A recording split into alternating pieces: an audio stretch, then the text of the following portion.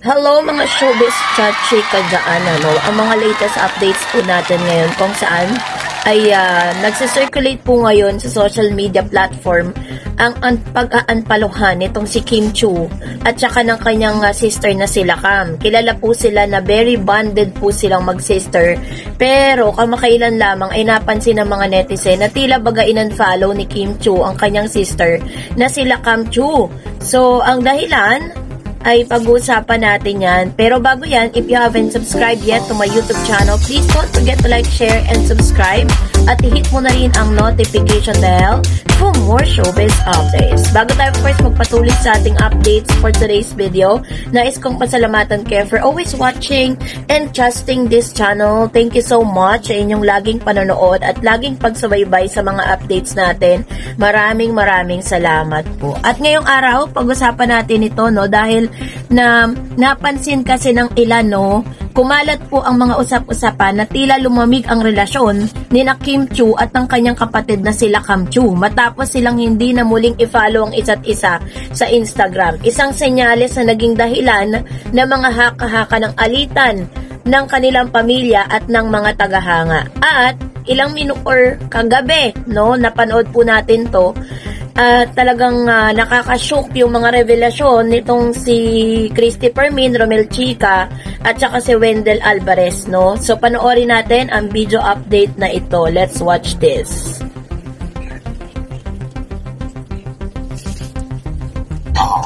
Siyempre, nasaan napunta ang pera? Yung kagandang tanong ng mga marites natin, bakit nalugi ang negosyo? Ano bang ginawa ng kapatid? Saan niya ba dinala yung pera? Talaga bang inano niya ba sa negosyo? Pinuhunan niya ba ng uso? O baka kunti-kunti lang yung puhunan na yung nilagay niya? Saan napunta ang pera? Siyempre, marami ang nagtatanong kung saan napunta ang pera. Siyempre, marami naman nakakilala talaga kay Lakam. Nakalangan ng nakakilala sa kanya, nakakita. Akala nila kasi si Kim Chiu kasi maliit din siya sa kayo.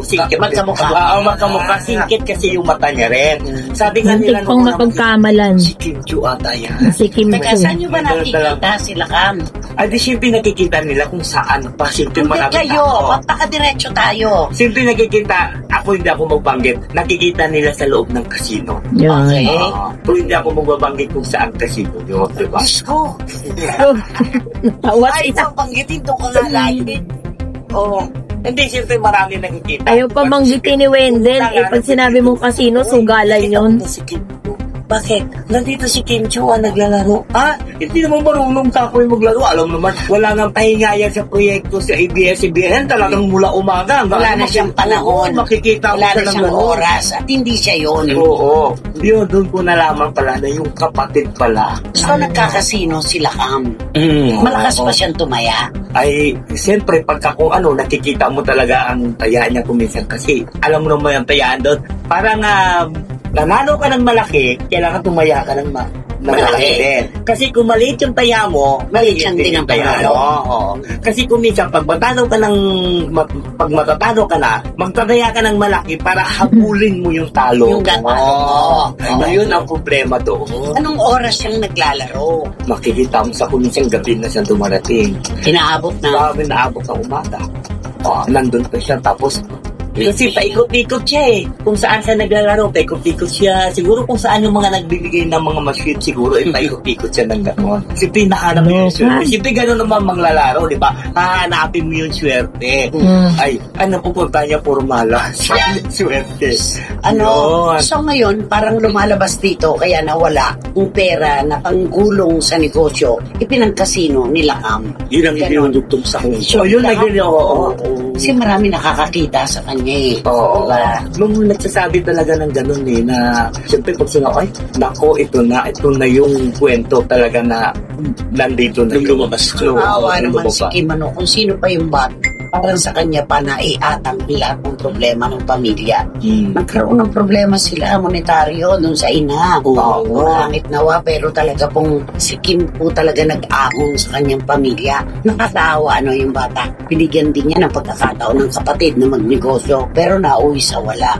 Nawala ang pera. Natural, magagalit yung bata. Pinaghirapan. Hindi naman niya pinupulot lang ang pera. At saka dapat sila dapat naging wise siya kung pumunta sa casino, di ba?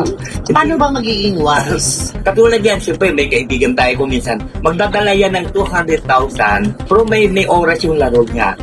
Maglalaro yan mula alas 7 o hanggang alas 11 ng gabi. Alas 7 ng gabi hanggang alas 11 ng gabi. 4 hours. Oo, 4 hours lang yan. Yan, matalo manalo dyan, talagang uwi na siya. Ayaw niya ng, ayaw niya ng mag-extend o mag-apol. Siyempre sabi niya, ang casino na dyan lang yan. Hindi naman umaalis yan. Yung pera natin na uubos. Totoo yan.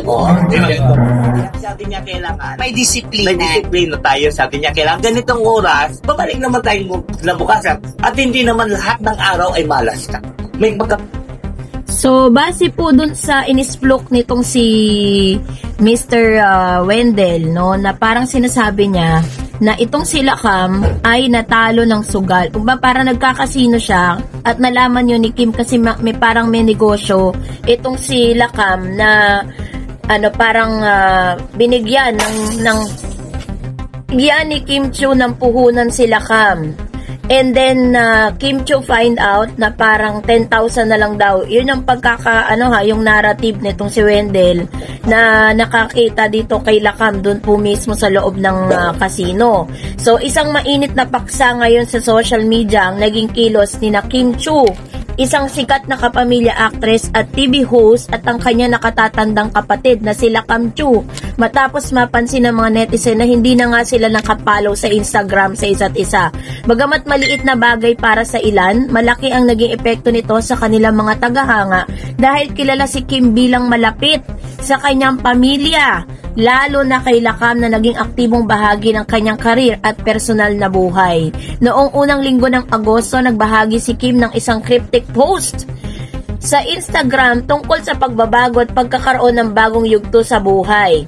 Ilang araw matapos ito, napansin ng mga masusing tagahanga na wala ng following connection sina Kim at Lakam. Wala pang pahayag mula sa magkapatid, ngunit nag-unfollow na ito ay nagpasimula ng samot-saring spekulasyon mula sa posibleng alitan hanggang sa simpleng personal na dahilan na hindi nila kailangang ipaliwanag sa publiko.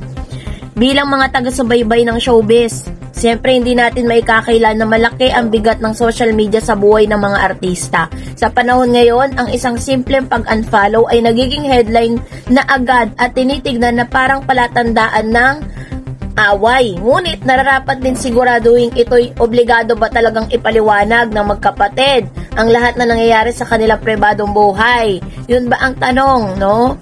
So, meron ba talagang responsibilidad si Kim na magpaliwanag sa publiko bakit niya in-unfollow si Miss Lakam, yung kanyang sister? Tama ba na gawing sukatan ng relasyon sa social media ang connections? Although ito po ngayon ang batayan ng maraming mga netizen, sa aking palagay, natural lang na magkaroon ng hindi pagkakaunawaan ng mga magkakapatid. Kung totoo man na may alitan, normal yon sa kahit anong pamilya. Ang kaibahan lang, si Kim at si Lakam ay nasa mata ng publiko, kaya bawat kilos nila ay napapansin. Maaari namang mag-unfollow ang simpleng personal na desisyon, baka nais lang nila ng espasyo o tahimik na panahon para sa sarili. Hindi ito automatic na indikasyon ng permanenteng hidwaan. So, tama naman, 'di ba?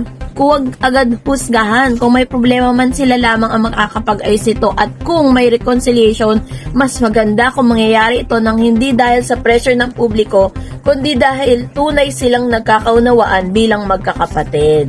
So, yun po yung issue na yun. So, kung hindi man po i-splook or hindi man po ipaliwanag ni Kim Chiu yung kanyang sarili, hindi niya po yun responsibilidad at hindi niya tungkulin, no, na talagang i-expose kung ano man po yung dahilan ng kanilang pag-aaway. Pero syempre, alam mo naman ang mga matanglawin, 'di ba? Biruin po ninyo na pag ito na yung tinatawag nilang conclusion dun po sa pag-unfollowan nila sa isa't isa.